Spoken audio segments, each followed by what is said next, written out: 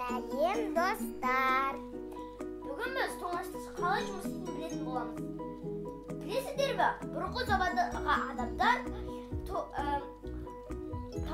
тамағына тұз сеу немесе қарға салып қояды. Ал қазір ондай емес. Қазір технология дамыды.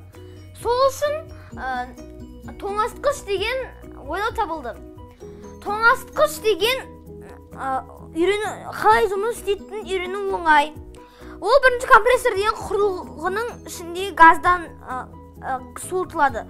Бұл газ сыртқа шығар кезде, осы трубкалармен шығар кезде кухняның ауасымен араласып, сұйықтыққа айналып, ып-ыстық сұйықтық болып, холодильниктің артымен жүреді. Ол сосын осы құрылғыға кіріп суытылады. Содан кейін ол холодильниктің ішіне кіріп, ішінде барлық заттардың жылуын тартып алып өзі де салқын болып, астына түсіп, қайтадан осы компрессорға кіреді. Сосын қайтып газға айналып, қайтып сосын артынан ыстық сұйықтық өтіп, басынан бастап айнала береді. Бұл холодильниктің қалай жұмыс істейтіні.